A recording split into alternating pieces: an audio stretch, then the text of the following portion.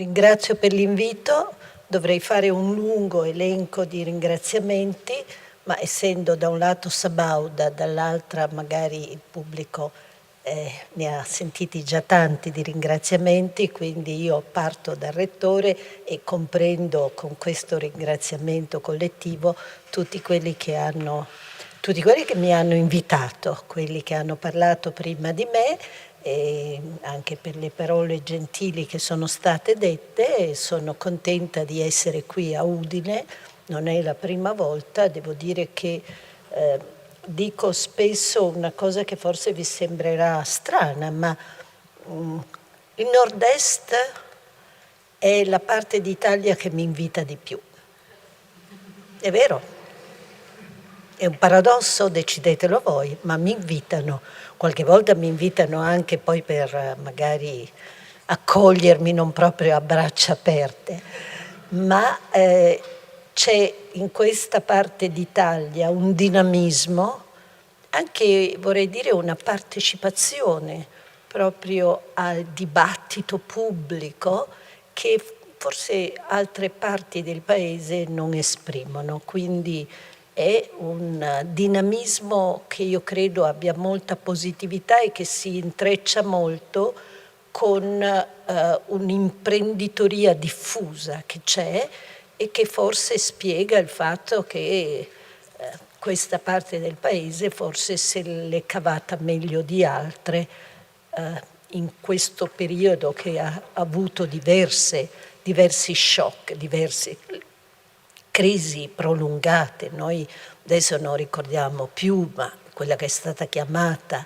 la grande recessione, quella è stata una crisi profonda di tutto il sistema positivo, del sistema di lavoro, ed era stata preceduta da una crisi finanziaria, poi è stata seguita da altre piccoli tonfi e poi è arrivato il grande Covid, misterioso ma malefico Covid, e poi arriva la crisi, dopo la pandemia arriva la crisi bellica, l'aggressione della Russia all'Ucraina, la crisi energetica. Sembra che noi in questo periodo non facciamo in tempo a provare a risolvere una crisi che ne arriva un'altra, e quando per l'appunto insieme non producono gli stessi risultati, e quindi devi essere allerta su 360 gradi. E non sembra neanche finito, perché voi avete visto avvisaglie in questi giorni di una crisi finanziaria di nuovo, speriamo di no, però qualche accenno c'è stato. E allora io vi auguro di continuare ad avere questo dinamismo e questa partecipazione, perché credo che sia molto bello. Allora vi chiedo anche di fare un viaggio piccolo oggi con me, perché vedete, io, è vero, voi magari mi vedete in televisione e mi chiedono di andare, io ogni volta dico, ma non possiamo mettere un po' di contenuti pedagogici? Hai voglia di mettere contenuti pedagogici in televisione? Loro quando spesso ti dicono, mi raccomando una battuta, al che io magari prima dico no, se vuole una battuta non la chieda a me. Con una battuta non si risolve niente, si confonde il quadro.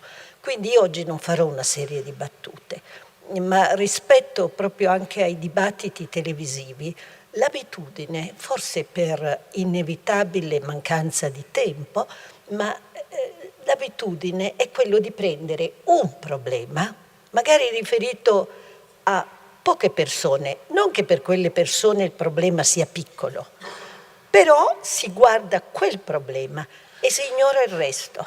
Poi magari un'ora dopo, mezz'ora dopo o il giorno dopo si prende un altro problema e si dice ma ecco, questo si può risolvere, e non si nota una cosa che invece uno sguardo più ampio permette di vedere. Non si nota che i due problemi, i tre problemi, hanno delle interrelazioni complesse, per cui se vai dritta a cercare di risolvere il primo, magari aggravi il secondo. Questa è la complessità dei problemi che oggi è pervasiva. Oggi noi abbiamo soltanto, ahimè, problemi complessi.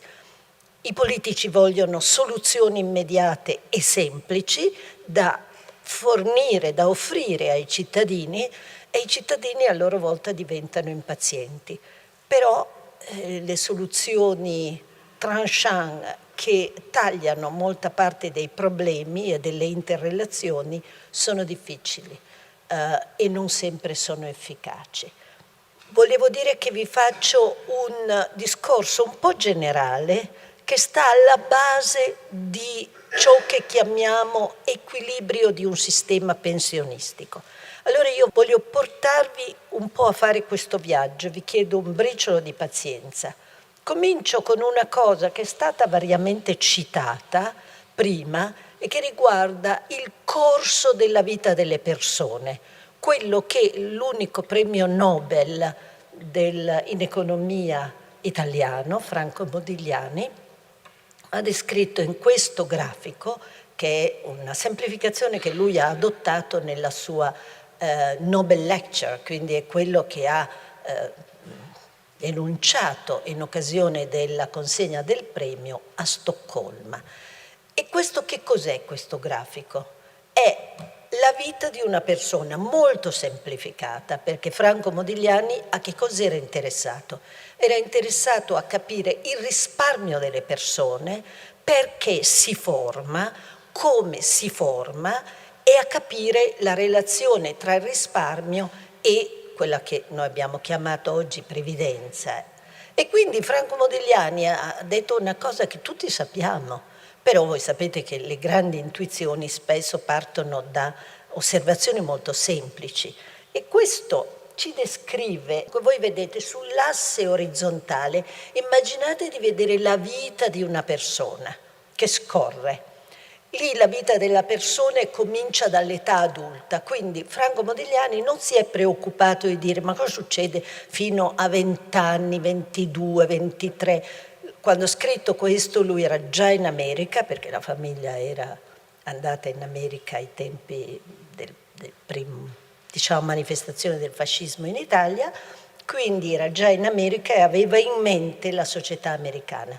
Quindi tutto quello che viene prima del lavoro, dell'età adulta, Franco Modigliani lo ignora.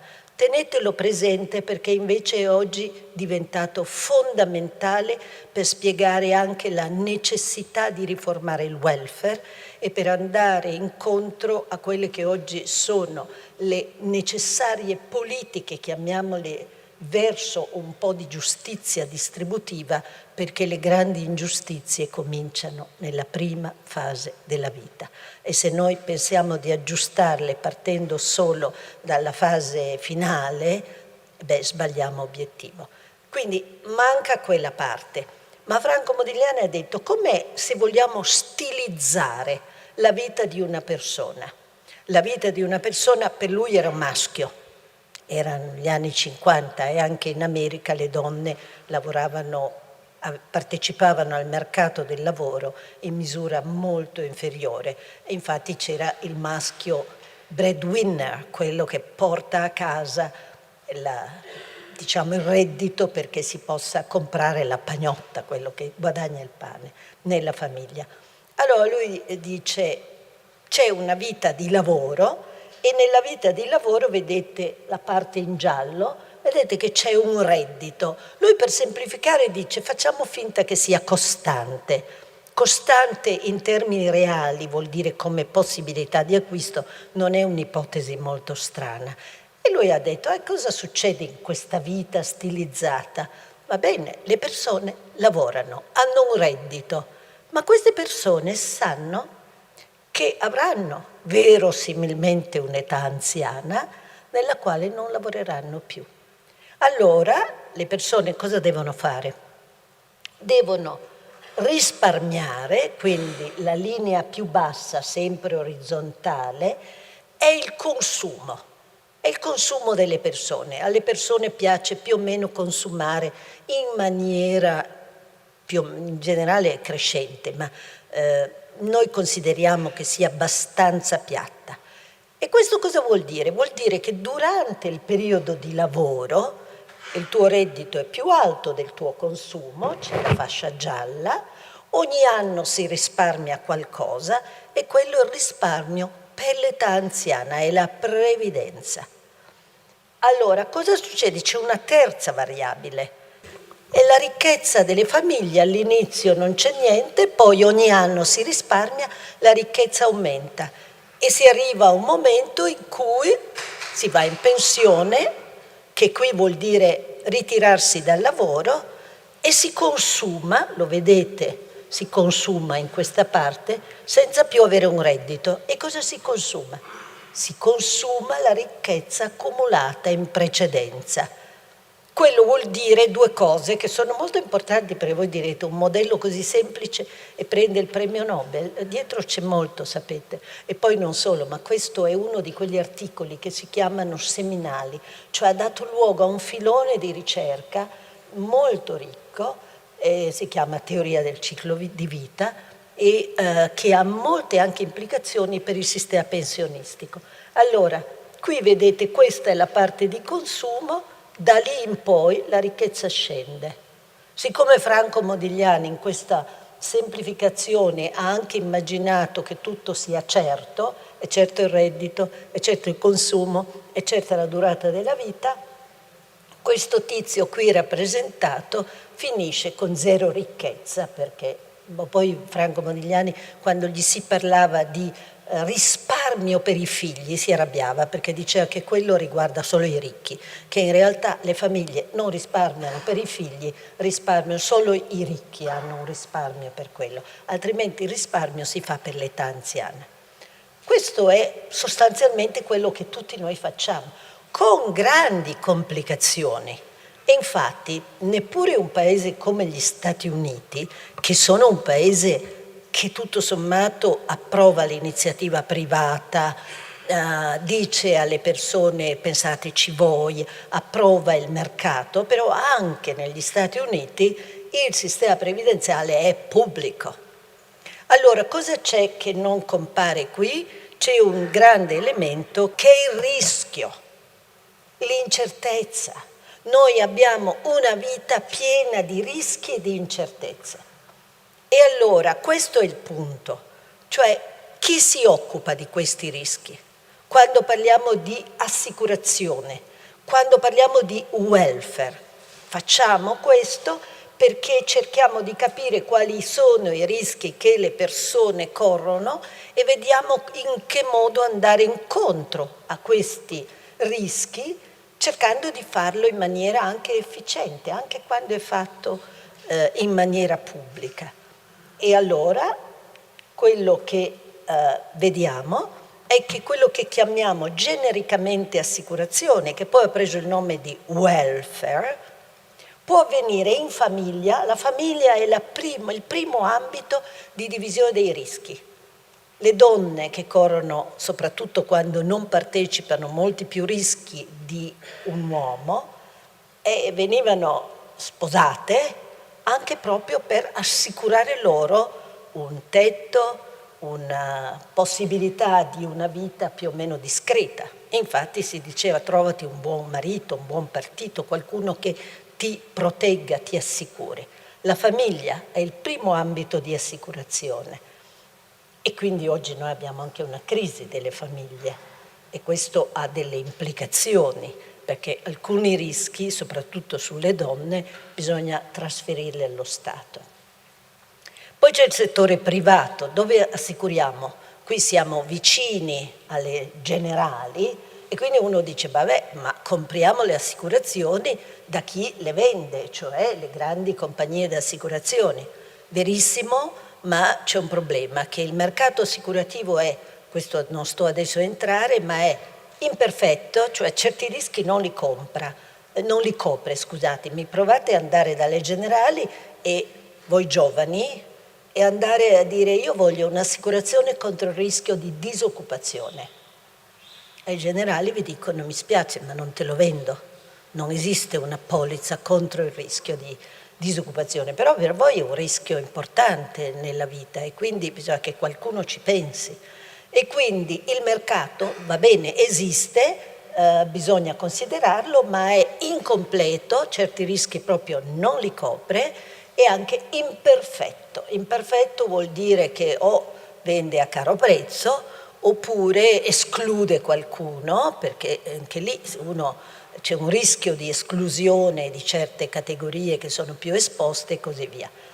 Abbiamo la comunità, ne abbiamo parlato prima, qualcuno ha fatto riferimento al fatto che oltre la famiglia c'è una comunità, e guardate che l'origine delle cooperative rispondeva esattamente a questa condivisione del rischio tra categorie che potevano essere esposte. Il primo era: se muore il padre, chi è che si occupa della vedova e dei bambini? E quindi gli operai si mettevano insieme per assicurarsi al loro interno in maniera cooperativa contro il rischio che si perdesse la vita magari nel lavoro, cosa che succedeva purtroppo anche allora spesso. Però rimane un'area che non è coperta, non solo. Rimane il fatto che magari le persone, pensateci, soprattutto rispetto alla previdenza, le persone non è che hanno tutta questa lungimiranza. Qualcuno può dire: vabbè, ma poi nell'età anziana qualcuno ci penserà, non lo so, lo Stato non mi lascerà morire di fame. Allora lo Stato dice: no, ci penso io, ma anche togliendoti la libertà di decidere, perché la previdenza pubblica è obbligatoria.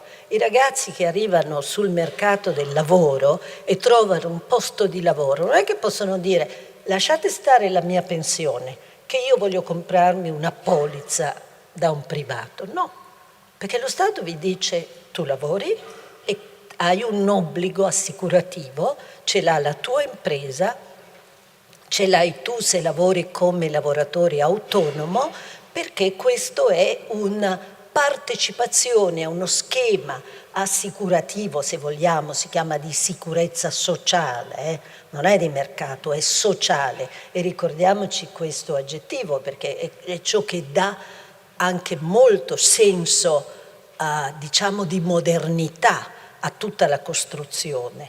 Quindi non si è liberi, si è obbligati a partecipare con molti vincoli che sono quelli delle regole stabilite democraticamente da chi ci rappresenta in Parlamento. E allora questo signore è un signore che si chiama William Beveridge, che è considerato il padre del welfare in Europa.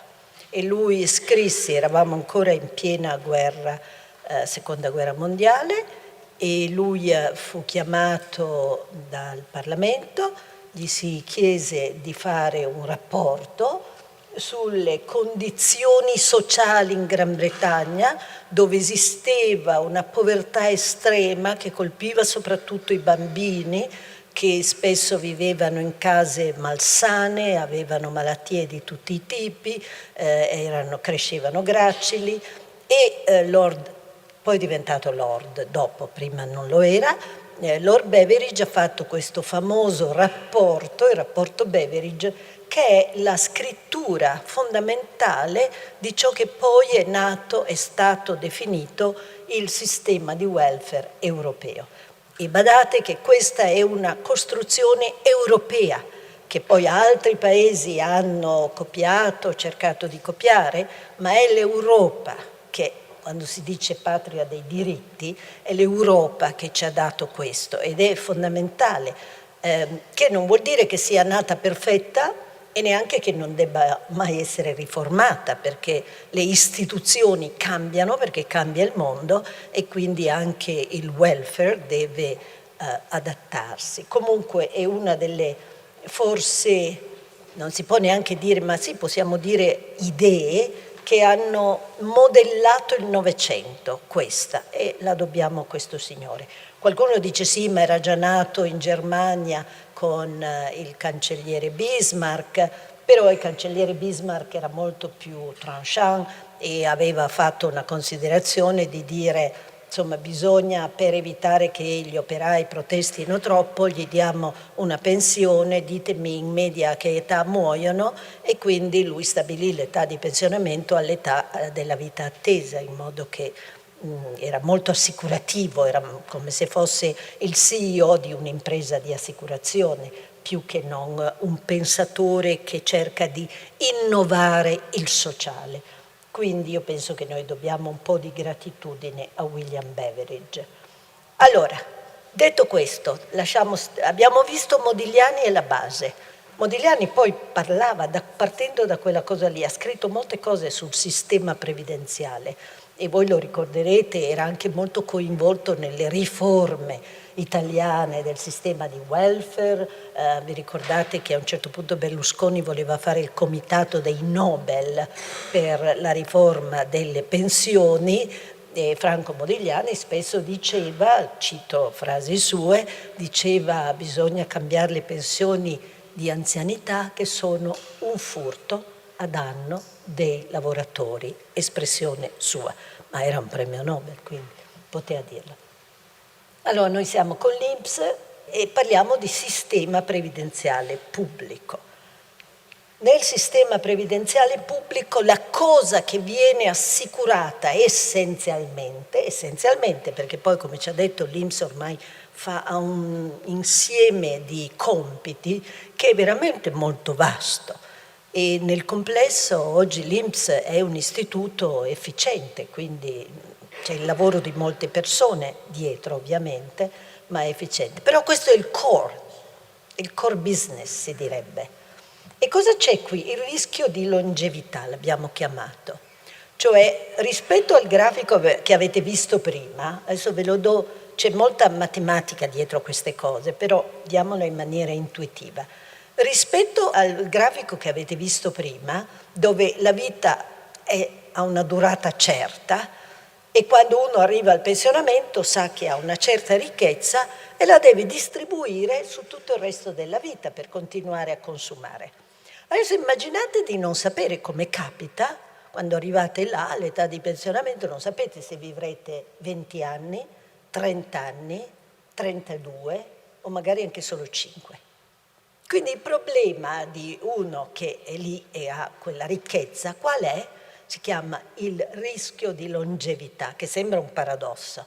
Il problema è dire, ma adesso se io consumo tanto e poi vivo a lungo, succede che mi trovo a un certo punto senza più niente perché ho consumato tanto e invece la mia longevità è lunga e quindi mi trovo in un'età anziana senza più risorse. Posso anche sperare, si chiama il dilemma del samaritano, che ovviamente lo Stato vuole evitare di avere molte persone povere, perché non ci hanno pensato prima, dicendo tanto ci penserà lo Stato. Non è una cosa buona, perché pensarci lo Stato vuol dire che ci pensano gli altri, ovviamente appartenenti alla collettività. Ma in ogni caso uno può dire, se io consumo tanto, rischio di trovarmi in vita senza più risorse. Se consumo poco, rischio di comprimere i miei consumi e quindi di rinunciare a qualcosa che mi dà soddisfazione, magari un viaggio, e poi morire con della ricchezza che neanche mi interessa lasciare a qualche erede. Capite che c'è questa cosa? E la risposta è, ma guardate che esistono le rendite, guardate che esistono le pensioni. Quando arrivi là in cima alla fine della tua vita lavorativa con questa ricchezza pensionistica, esiste un modo che esiste da centinaia di anni, perché in Francia le tontine risalgono al 1600, più o meno erano delle pensioni, e i calcoli attuariali si facevano già anche allora sui registri parrocchiali, e comunque esiste la possibilità di prendere quella somma, poi dopo vediamo com'è, e dire guarda io te la trasformo in un reddito, come quando lavoravi, ogni mese ti arriva qualcosa, e dico che ti pago questo qualcosa fino a quando sei in vita. Magia, scompare l'effetto dell'incertezza, perché uno può morire dopo 5 anni o dopo 35, ma la pensione viene sempre pagata. È una grande, pensate, c'è una grande innovazione, perché quell'incertezza disturba, ci toglie qualche cosa, no? Magari ci toglie il sonno, non sapere se consumare di più o di meno, e invece adesso sappiamo che abbiamo una pensione. E quindi quello è la grande innovazione della pensione. E il fatto, vi ho detto prima, qualcuno può essere abbastanza miope, non pensare al futuro, allora arriva lo Stato e dice ti assicuro io contro il rischio di longevità. Io dico che tutta la popolazione, quasi tutta, deve essere assicurata, ci mettiamo tutti insieme, così distribuiamo questo rischio, possiamo calcolare meglio la pensione che corrisponde a ogni età di pensionamento per ogni euro versato, e questa è la grande innovazione di un sistema pensionistico. Ed è possibile. Qui vi do una dimostrazione, ma molto breve, del rischio di longevità. Vedete la curva in basso, vedete che la curva di sopravvivenza, ecco, cominciamo quella, la curva di sopravvivenza scendeva molto, vuol dire che, come si vede dall'altra che è la curva di mortalità, la mortalità infantile era altissima. Adesso, per fortuna, la mortalità infantile nei paesi nostri è quasi zero, e questo è un grande, grandissimo progresso. Per questo che io dico, attenti che vi parlo del rischio di longevità, ma qui dovremmo parlare di un dividendo, perché oggi viviamo tutti più a lungo e complessivamente meglio, e questo è misura del progresso. Guardate che quando si parla dei problemi dell'invecchiamento sono veri e sono reali, ma non dobbiamo mai dimenticare che l'invecchiamento della popolazione è un frutto del progresso, non solo della medicina, ma anche del progresso economico, della convivenza, dell'ambiente, nonostante ci siano tutti questi problemi del cambiamento climatico, è un risultato del progresso. Accanto a questo, guardate qui che c'è invece il tasso di fecondità, no? Vedete che oggi, non so, qualcuno ha detto che c'è un barlume di speranza, ma gli ultimi dati mostrano che è di nuovo sceso il tasso di fecondità, e la notizia è che l'Italia ha il più basso tasso di fecondità, uno tra i più bassi al mondo, e in Europa siamo al fondo della graduatoria. Anzi, per sintetizzare molte cose che cercherò adesso di riassumere, siccome alla base della sostenibilità del sistema pensionistico, ed è già stato detto, c'è la demografia, quello che possiamo dire è che noi in Europa, quanto a indicatori peggiori, come il tasso di fecondità molto basso, siamo i primi, e come indicatori migliori siamo gli ultimi. Cioè noi occupiamo il peggio, sul peggio le prime posizioni, sul meglio le ultime posizioni. Dal punto di vista demografico noi abbiamo un grandissimo problema. Voi direte, ma non importa perché siamo tanti nel mondo. Allora però dobbiamo metterci d'accordo con noi stessi e dire che per esempio facciamo un'altra politica di immigrazione. Se non vogliamo fare noi figli, dobbiamo essere disposti ad accettare quelli che arrivano in maniera diversa da quanto non facciamo. Non è che ci sono molte scappatoie. Vi posso solo dire, per fare breve su questo, che al 2050 noi avremo circa 6 milioni di popolazione in meno. Questo è la diminuzione. È qui, adesso voglio...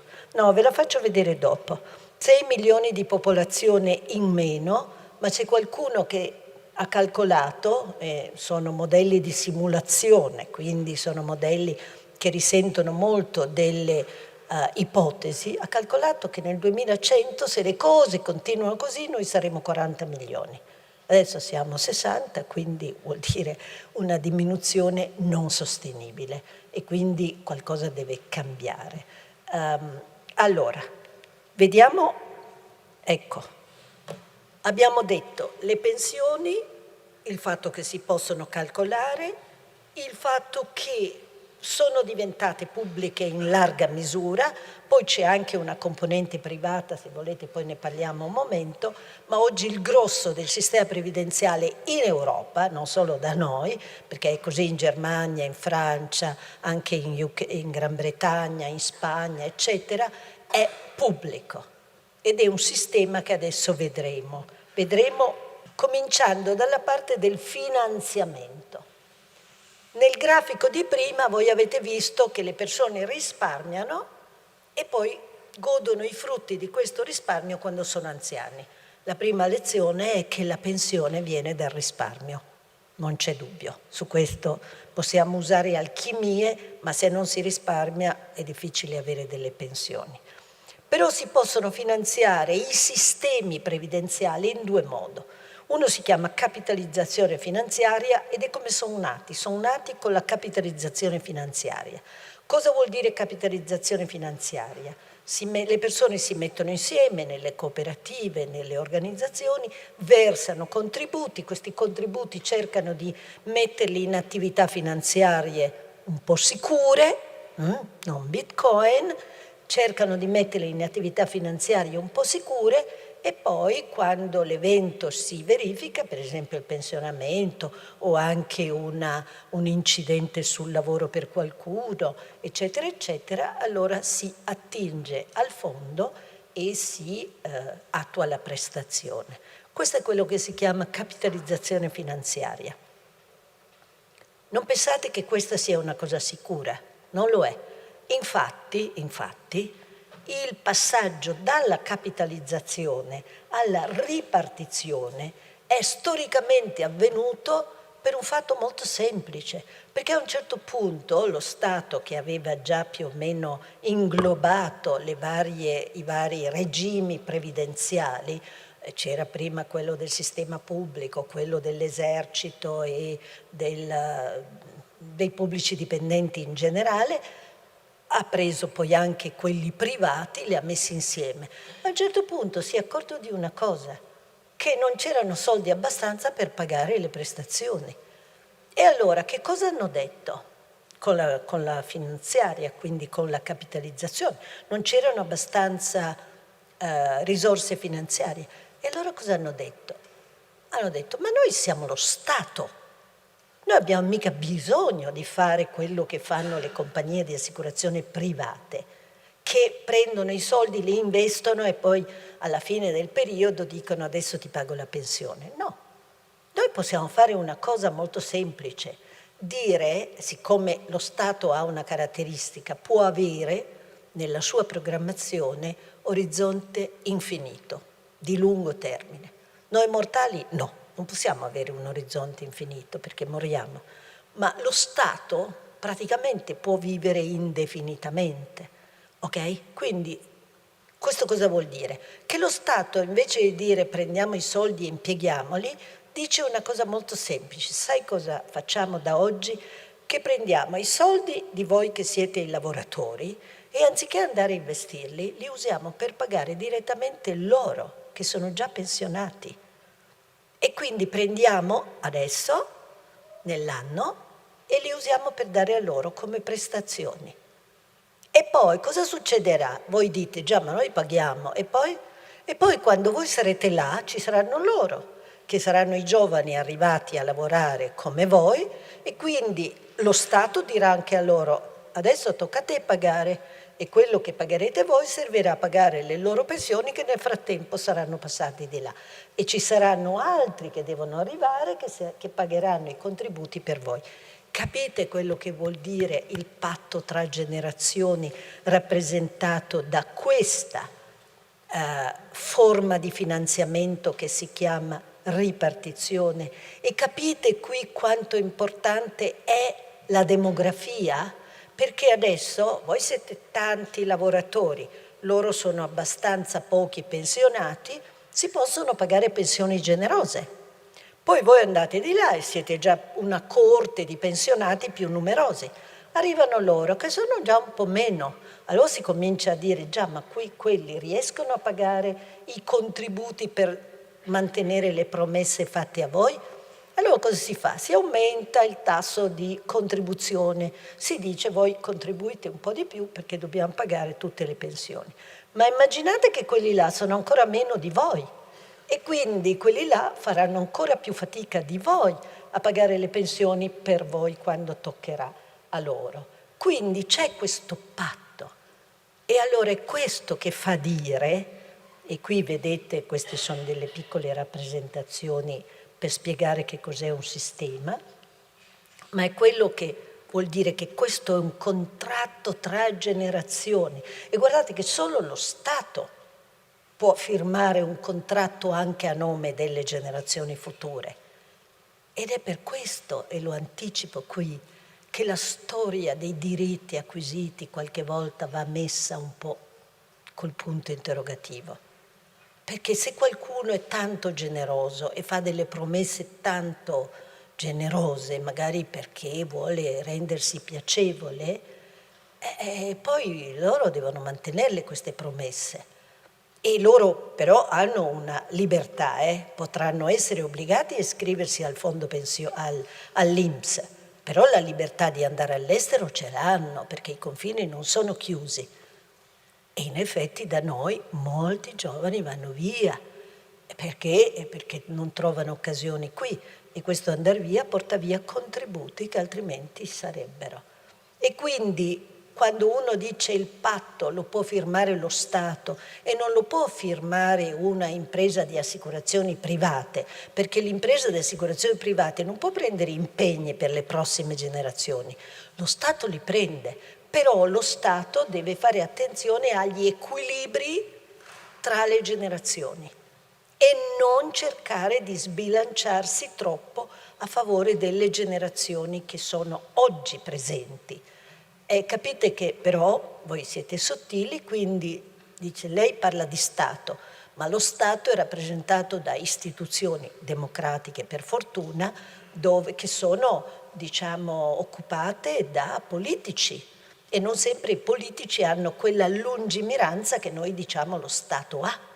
Allora potreste dirmi, ma ci sono le regole costituzionali, noi scriviamo le regole del sistema pensionistico dentro la Costituzione. Nessun paese ha le regole previdenziali scritte nella Costituzione. Quindi sta alla lungimiranza dei politici che rappresentano il popolo nelle istituzioni quella di tutelare anche nel contratto le generazioni future. Però capite che alla base di tutto ci sono quelli che io ho chiamato i presidi di sostenibilità, perché a questo punto potete immaginare l'INPS come la casa comune, la casa che accoglie la generazione matura che lavora, la generazione anziana di pensionati, la generazione giovane che entrerà nel mercato del lavoro nel futuro. Questa è la compattezza e questa è la casa comune. Allora, immaginiamo i tre presidi quali sono: la demografia, l'economia e le regole. La demografia la conosciamo, adesso qualcosa vi dico, l'economia non vi ho ancora detto, le regole le stabilisce la politica. E quello che è importante è che le regole siano compatibili con gli altri pilastri che sono l'economia e la demografia, perché quelli non li decidono i politici, o almeno non in maniera molto limitata. Questa è l'Italia nel 71, sapete, si chiama piramide demografica, è fatta così. Se voi vedete quella dei paesi africani è molto larga al fondo e si stringe anche più rapidamente. Questa è una piramide. Guardate come è già cambiata nel 2011. Vedete quell'ingrossamento nelle fasce di età? Quelli sono i cosiddetti baby boomers, quelli nati, le coorti numerose, nate più o meno negli anni 50, inizio anni 60, che arrivano tutti al pensionamento, e questi o sono già andate o stanno per arrivare, quindi è una massa. E questa è invece la popolazione nel 2060. Vedete che il restringimento, la base, vedete le generazioni giovani, cioè a noi mancheranno i giovani, mancheranno le persone in età di lavoro, se non facciamo qualcosa che anche grazie a una salute migliore porta le persone a lavorare più a lungo, perché è chiaro che se metti l'età di pensionamento bassa, tagli, come dire, la fascia di lavoro e ingrossi quella del pensionamento, e quindi vuol dire che gravi di più su quelli che pagano i contributi. Questo è l'andamento della popolazione. Vedete che noi da ormai 6 anni abbiamo cominciato la fase discendente e la nostra, vedete che il rosso è sopra e il blu è sotto, e la discrepanza che adesso sono circa 400.000, un po' più di 300.000 nei primi anni di diminuzione, una cifra, 300.000 abitanti per anno in meno, una cifra che va aumentando nel tempo. Ed è quello che si chiama il declino demografico del paese, o anche l'inverno demografico del paese, o anche la recessione demografica. Scegliete voi quello che vi piace di più. Questo solo per farvi vedere, si parlava prima di immigrazione. La Francia, di cui abbiamo parlato prima, ha una demografia molto diversa. La Francia continua a aumentare la popolazione, ma la Francia ha fatto una politica migratoria da decenni e ha fatto una politica per la famiglia da decenni. Quindi sia le donne autoctone sia le immigrate in Francia hanno tassi di fecondità che sono vicini, non lontani dal 2, sotto il 2, ma non lontani dal 2. E nel nostro caso vedete il tasso di fecondità delle madri italiane è quello in rosso, quello in verde è il tasso di fecondità delle madri straniere, ma siccome le madri italiane sono molto più numerose, la media è molto molto bassa e noi abbiamo un tasso di fecondità che è, l'ho detto prima, tra i più bassi al mondo. Qui c'è un grosso capitolo di politiche per la famiglia. Con l'assegno unico si è fatto un passo avanti importante, ma questo da noi è un'area scoperta da tempo. E ricordatevi che le variabili demografiche cambiano lentamente nel tempo. Quindi non è che si fa una legge e si vedono i risultati 6 mesi dopo. No, qui ci vuole pazienza, costanza, lungimiranza. Hai voglia. Questa è la diminuzione, abbiamo detto. Abbiamo detto, uno, la demografia è una base di sostenibilità. Poi c'è l'economia. Perché c'è l'economia? Ma perché loro non contano soltanto per il numero, arriveranno pochi. No, contano anche per 2 questioni.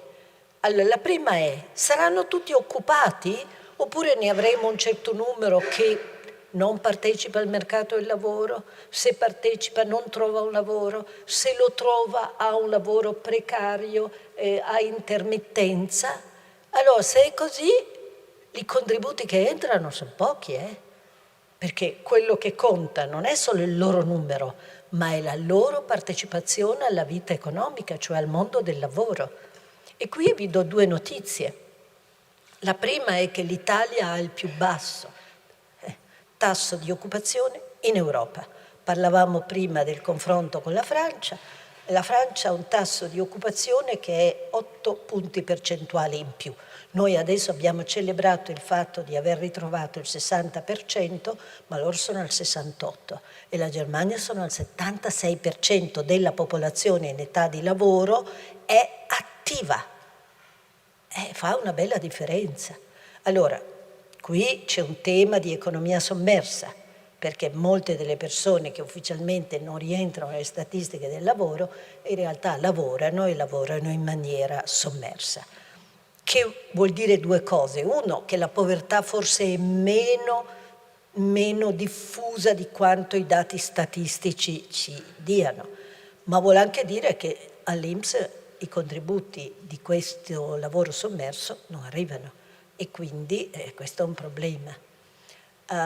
E la seconda cosa è che noi abbiamo il 60% di tasso di occupazione, però ci sono aree del paese, ahimè, guardate, questi sono i tassi di occupazione per fasce di età nostri confrontati con la media europea. Prendete la parte in rosa che si vede bene, è la fascia di età 15-24, l'Italia è la linea unita sotto, l'Europa, la media UE, è la linea tratteggiata sopra, quelle 2 rosa. Vedete il divario tra il tasso di occupazione medio europeo nella fascia di età giovane e quello italiano. Secondo sono i verdi, che sono fascia di età 55-64. Guardate l'effetto delle riforme pensionistiche che fanno aumentare in questa fascia di età il tasso di occupazione, perché se non puoi andare in pensione e hai un lavoro, devi lavorare. Però guardate che siamo ancora abbondantemente sotto l'Europa. Viene sempre propagandato il fatto che in Italia si va in pensione a 67 anni, però non è vero, perché la media è ancora più bassa della media europea e quindi abbiamo ancora un problema di margine di aumento dell'attività nella fascia di età anziana. Noi siamo sotto, abbiamo ridotto il divario, ma siamo sotto. Guardate la fascia che è arancione, quant'è la differenza? È tanta. E quindi anche lì vuol dire che da noi il tasso di occupazione, la Svezia ha quasi 80 di tasso di occupazione, vuol dire che è un paese che riesce a far sì che tutte o quasi le persone che sono in età di lavoro lavorino, e la Svezia ha veramente un tasso un'età di pensionamento di 67 anni, è veramente 67. Voi direte, ma là hanno così poco sole che se non lavorano cosa fanno? E noi invece abbiamo il sole, però forse dobbiamo, se si sta in buona salute, lavorare di più. Ultimo su questo, per dire l'inverno, loro arrivano, trovano poco lavoro e per giunta li paghiamo meno. Cioè noi siamo il paese che ha le retribuzioni tra le più basse in Europa. Avete visto le statistiche, le retribuzioni in Italia negli ultimi 25 anni sono diminuite e negli altri paesi sono aumentate di qualcosa come 10%, 12%, e quindi come fa l'INPS a sopravvivere? Ma questo vuol dire non l'INPS come istituto, al quale noi auguriamo ovviamente vita infinita, ma vuol dire la casa comune delle pensioni. Come fa a sopravvivere se l'economia non regge l'edificio e la demografia ancora meno? È lì che nasce l'esigenza delle riforme. È quella l'esigenza delle riforme, perché se noi fossimo solidi non avremmo bisogno di fare le riforme.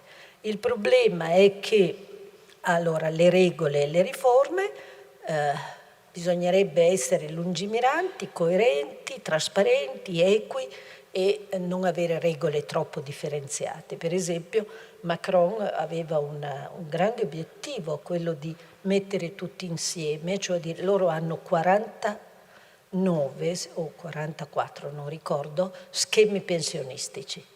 Noi non li abbiamo più.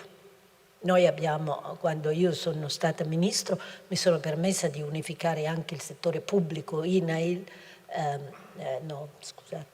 IMDAP, insieme a lei di portarlo all'INPS. E sapeste quante critiche me ne sono venute. Però era necessario. Perché doveva esserci questa separazione? E lì abbiamo adottato una regola comune, e la regola comune è importante. Perché? È importante perché dobbiamo andare al modello di Modigliani. Nella normalità dei casi si lavora, si risparmia, contributi sono risparmio obbligatorio per le pensioni, è quello, è un risparmio obbligatorio per il pensionamento, e lo si fa obbligatoriamente perché siamo tutti insieme. Però perché dobbiamo dire che, non so, alcuni hanno certe formule, altri ne hanno altre? Quali sono le basi di queste differenze? Ce ne sono due possibili. Uno sono aiutare chi ne ha bisogno, e questo è compito dello Stato. Quindi se uno fa il lavoro in miniera, se fa un lavoro arduo, le regole devono essere adattate alla difficoltà del lavoro, entro certi limiti, perché poi tutti possiamo subire un po' di logoramento psichico e dire che soltanto se hai un lavoro che veramente ti piace, non sei logorato, diventa allora un gioco sociale molto difficile per cui le regole finiscono per non valere più, si entra in una sorta di incredibile litigio collettivo. L'altra questione è invece quelli che sono i privilegi. Cioè, noi abbiamo, lo Stato deve aiutare quelli che ne hanno bisogno, sì, è è compito di uno Stato, è compito del welfare, è compito di uno Stato sociale. Però privilegi, perché dobbiamo dare privilegi se siamo in un sistema previdenziale pubblico? E allora vi posso dire che il nostro sistema pensionistico di privilegi ne nascondeva tanti. È lì che la trasparenza è molto importante. E perché ne nascondeva tanti? Ma perché le categorie privilegiate sono più vicine alla politica che prende le decisioni e quindi è più facile dire per favore adesso voi ci date un anno in meno, per favore voi ci date una formula in più, per favore ci lasciate l'autonomia fino a quando ci fa comodo, ma poi se invece i conti vanno male ci prendete sotto l'ombrello pubblico.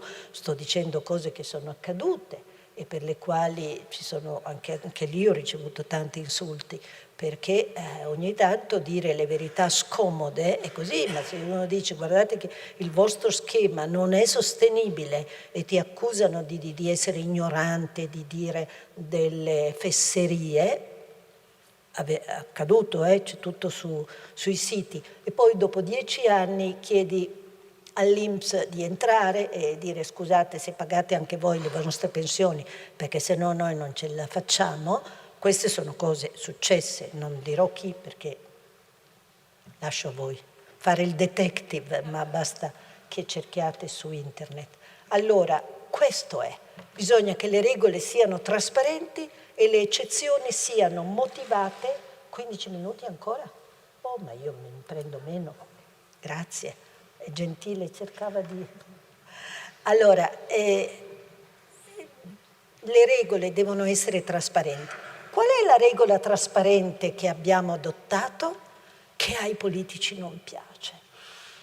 La regola è quella che si chiama regola contributiva ed è quella che riprende lo schema di Modigliani ed è quella che dice ciascuno di noi ha una vita di lavoro sperabilmente buona e la politica dovrebbe cercare di fare in modo che tutti quelli che sono in condizione di lavorare abbiano una vita di lavoro buona. Questo è il punto, ben retribuita e buona. Vuol dire mettere il lavoro al primo punto nell'agenda della politica e secondo me oggi questo va fatto perché il problema insieme alla demografia vero è il lavoro. Ma al di là di quello si dice lavori versi contributi. Ti dico io quanto, non devi essere tu a decidere, io ti dico l'aliquota 33% che è già un'aliquota elevata, è tra le più elevate al mondo. 1/3 del salario lordo va per la previdenza. E allora questo è quello che tu versi. Vai fino alla pensione, c'è un conto, perché non c'è un gruzzolo, perché i soldi ogni anno sono spesi, anzi non bastano mai. Però c'è un conto iscritto a uno, lei come si chiama? Sì, Filippo. Filippo c'ha il suo, lei lavora già? Praticante, bravo. Lei ha il suo conto di Filippo. Lavora, versa contributi, sono tutti segnati dai signori dell'INPS. Quando Filippo ha 67 anni, facciamo, tutto quello che c'è lì, con un'addizione della quale vi dirò adesso, viene a formare una cifra, una somma. Non è una somma reperibile su titoli di Stato o un fondo finanziario di qualche tipo. No, ci sono i conti, si chiama un capitale nozionale. Si dice, hai 67 anni Filippo? La formula attuariale, matematica, ci dice che per ogni 100.000 euro che tu hai accumulato, io ti posso dare questa pensione. Quindi c'è una trasformazione di questo capitale nozionale in una pensione. Lo si fa per Filippo, lo si fa per Margherita, lo si fa per Angelica, per tutti. Salvo che, adesso arrivo, Filippo può aver avuto nella sua vita dei periodi di disoccupazione. Allora io penso che sia compito dello Stato, un po' c'è ma non è pieno, di dire, ma la disoccupazione di Filippo è involontaria, non è che si è dimesso perché vuole stare a casa, no. Allora cosa succede? Che noi prendiamo soldi pubblici e usiamo questi soldi per pagare i contributi di Filippo. Quindi anche nei periodi di disoccupazione, purché Filippo si dia da fare, per trovare un altro posto di lavoro, magari per ricollocarsi attraverso corsi di formazione professionale e così via. Quindi non lo lasciamo scoperto. Questa si chiama, se volete, assistenza. L'altra è la previdenza. E quella che si chiama assistenza, sapete, va finanziata con la fiscalità generale, perché la fiscalità generale, diversamente dai contributi che sono proporzionali e quindi li paga Filippo 33%, ma li paga anche l'amministratore delegato della più grande impresa che può avere un salario, come vediamo anche in questi giorni, a proposito di certi CEO, e paga il 33%, ma quelle sono contribuzioni, ok? Ma la tassazione deve essere proporzionalmente minore per Filippo rispetto a quello che paga un grande amministratore delegato. Questo è quello che si fa e quindi c'è una trasformazione di questo che è chiamato capitale nozionale o montante attraverso coefficienti dove non è la politica a dire a me Filippo sta simpatico e quindi gli voglio dare una pensione più alta e dire invece Maddalena mi sta meno simpatica e quindi le do una pensione meno alta, oppure questa è una categoria e quell'altra è un'altra. No, è uniforme. C'è un elemento in più che vi dico, e cioè che i conti di Filippo, quel capitale, non dipende solo dai suoi versamenti, perché voi mi farete tutti l'obiezione, già, ma se Filippo avesse versato tutti questi suoi contributi in un fondo pensioni a capitalizzazione finanziaria, magari avrebbe alla fine della sua vita lavorativa un gruzzolo ben maggiore di quello che l'INPS gli conta, perché l'INPS non dà rendimenti. Sbagliato, perché anche nel sistema pubblico c'è un rendimento. Anche nel sistema pubblico, questo la gente non lo sa mai. E sapete qual è il rendimento? È il tasso di crescita del prodotto interno lordo. Vuol dire che anziché investire i soldi nel mercato finanziario, Filippo li investe sul futuro del paese, sulla crescita del paese, sul fatto che ci sia aumento del PIL, aumento dell'occupazione, aumento delle retribuzioni, cioè sull'economia. E guardate che questo non è una piccola cosa. E non è neanche detto che il tasso di interesse che danno i mercati finanziari sia sempre più alto. Certamente è un po' più rischioso, ma qui vuol dire che in questa casa comune noi tutti stiamo investendo sul futuro e se siamo bravi a crescere anche le nostre pensioni cresceranno e invece se non siamo bravi a crescere le nostre pensioni saranno piatte, avranno soltanto quello che i fondi che abbiamo versato noi tutti gli anni ci permettono di avere. Capite? Guardate che è un contratto anche questo tra generazioni, che è bello, solo che la gente non lo conosce ed è molto difficile raccontarlo, ma è un'idea anche questa alla base di questo welfare di cui parlavamo. E quindi le formule sono quelle. Finisco con una cosa. Le riforme, abbiamo detto, demografia, economia, regole. Le regole devono essere non la bizzarria politica, ma devono essere coerenti con i pilastri sottostanti, demografia ed economia. Le regole non possono essere indipendenti. Vi ricordate i tempi del salario variabile indipendente, quanti guai ci sono stati? Ecco, non possiamo dire che le regole del sistema pensionistico sono indipendenti dall'economia. Non lo sono neanche dalla demografia, anzi. Riforme noi ne abbiamo fatte tante, 92, 95, 97, 2001, 2004, 2007, 2011. Non conto quelle dopo perché io non le chiamo riforme, le chiamo controriforme. Cioè sono passi indietro e secondo me sono passi indietro poco saggi, però ognuno può avere la sua opinione e in ogni caso sono state approvate, quindi bisogna accettarle, ma non sono passi indietro lungimiranti e quindi le riforme devono guardare lontano e quello che voglio solo dire è questo, che la situazione del 2011, perché molti giornali dicono che abbiamo fatto sfracelli, però quegli stessi giornali, anche questo è un esercizio molto facile da fare, parlo di certi giornali, lasciatemelo dire, della destra, che erano i primi a chiedere quando è che eliminerete le pensioni di anzianità, i primi. Erano sempre a predicare l'eliminazione delle pensioni di anzianità. E poi hanno detto, ah, ma questa è una riforma. E poi hanno capito che politicamente conveniva distaccarsene e allora giù botte. Non che la sinistra sia stata molto più delicata, però. Questa era la situazione del Paese. Cosa vuol dire la situazione del Paese? Vuol dire l'Italia messa là su un baratro, con l'euro sopra, che non vuol dire che l'euro schiaccia l'Italia, ma vuol dire che se cade l'Italia cade anche l'euro.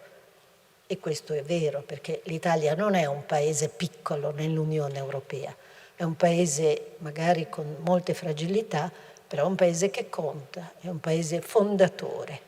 E quindi la crisi finanziaria del paese avrebbe voluto dire probabilmente la crisi dell'euro. Infatti un economista Nobel come Paul Krugman diceva un giorno sì e l'altro pure, con l'Italia nella situazione in cui si trova è praticamente impossibile immaginare che l'euro sopravviverà. È sopravvissuto. E c'erano tutte queste quindi timori, cioè l'Italia era veramente nel centro della bufera. E cosa succede? Che chiedono una riforma, la chiede la Banca Centrale. La Banca Centrale Europea chiede la riforma al governo precedente, chiede una serie di riforme dicendo allora, se voi fate le riforme, noi compriamo titoli di Stato, cioè vi diamo una mano sul debito, perché non c'era più nessuno che volesse prestare soldi al paese. Quindi l'unica cosa fai quando non hai soldi? Chiudi? Non paghi più gli stipendi ai medici? Non paghi più le pensioni? Se non hai soldi come fai? Con cosa le paghi? Non hai la possibilità, allora bisogna che entrino. Noi siamo un paese molto indebitato, quindi ogni anno abbiamo bisogno che ci facciano credito anche per sostituire il nuovo debito con quello che va in scadenza e in più ne facciamo di nuovi. In media noi avevamo prima del Covid più di circa 400 miliardi di nuovo debito nell'anno, che è tanto, scusate, di debito tenendo conto dell'estinzione e del nuovo debito, di debito emesso. Quindi quella era la situazione e allora la riforma fu fatta in 15 giorni. Questa era la richiesta, ma non la richiesta per dimostrare che noi eravamo un governo, come dire, di grandi muscoli, no, era perché c'era un rischio finanziario vero e quindi questo era il messaggio che andava dato al Paese. Però il Paese è stato subito poi travolto. Certo, la riforma non era una riforma leggera, però la situazione era drammatica, drammatica. Io li ho vissuti quei giorni, io non avevo nessuna esperienza di governo, ma li ho vissuti quei giorni nei corridoi del Ministero mio, ma soprattutto nei corridoi di Palazzo Chigi, dove era palpabile questa sensazione di e domani come facciamo? E domani come facciamo? E quando io parlavo con colleghi, ministri o anche col Presidente della riforma delle pensioni, in quei 15 giorni la loro reazione era sempre non basta ancora Elsa, perché facevano i calcoli al Tesoro, non li facevamo noi al Ministero del Lavoro, che non ha grandi strutture di ricerca, e quindi li facevano al Tesoro e ti mandavano questo messaggio, non basta ancora, Ministro.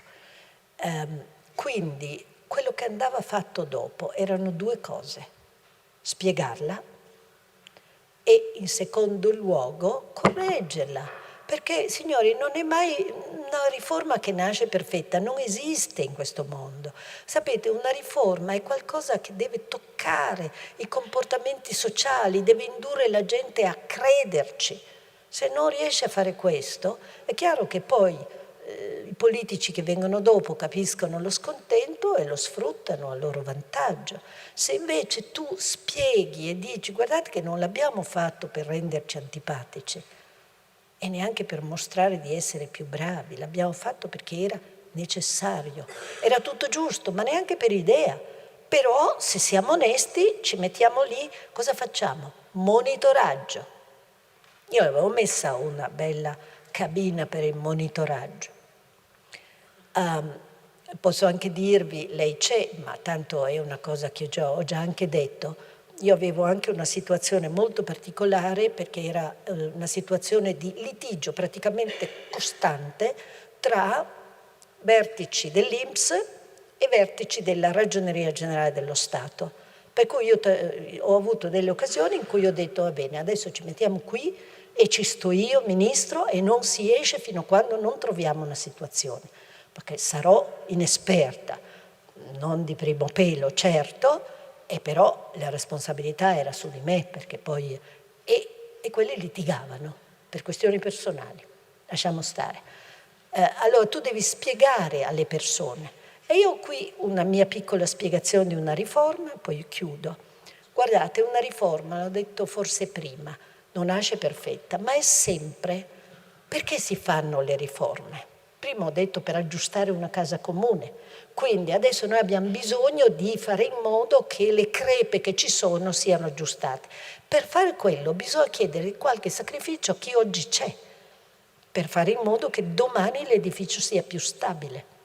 Allora qui abbiamo uno scambio tra due variabili, uno l'adeguatezza dei benefici, la generosità, è quello che misurate sull'asse verticale, e l'altro è la sostenibilità. Questa casa quanto regge? E la risposta è se sei un po' meno generoso, allora regge di più.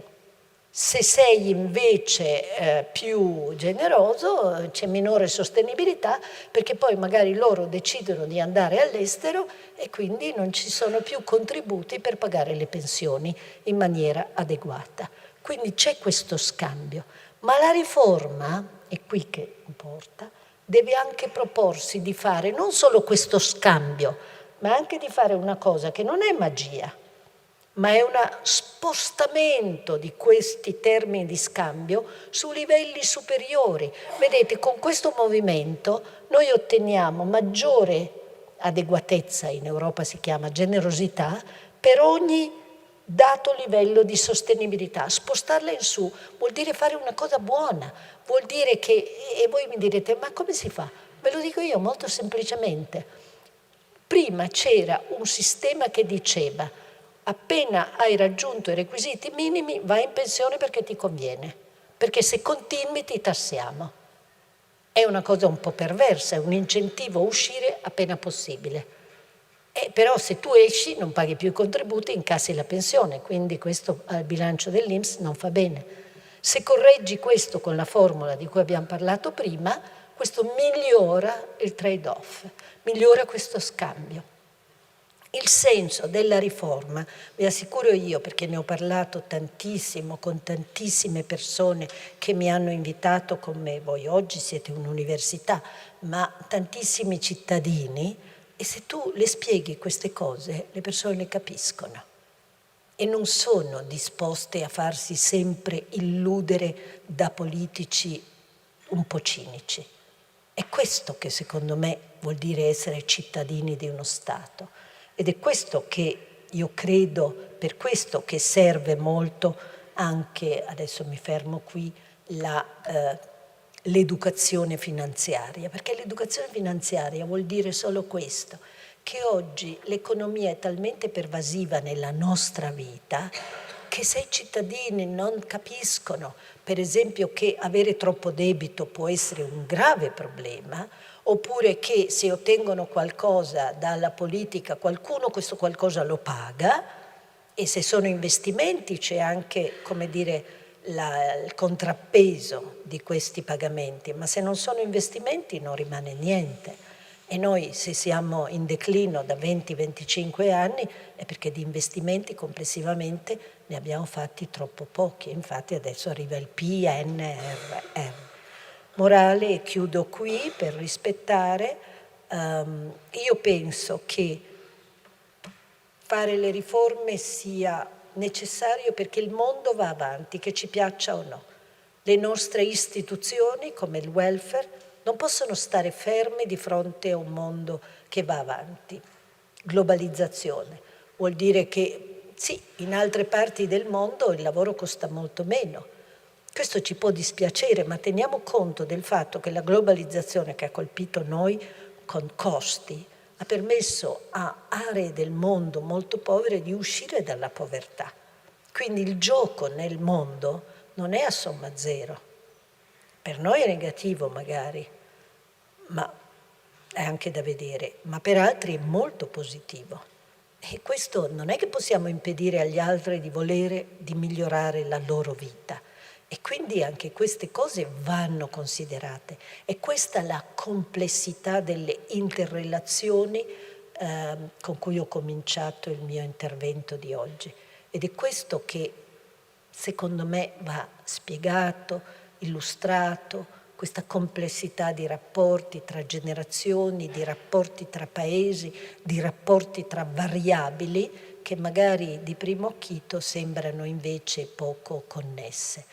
Ecco, c'è molto da lavorare, però io confido che voi che siete la generazione futura sappiate lavorare bene per mettere a posto questa casa comune e non solo quella della previdenza, c'è molto anche del resto da mettere a posto.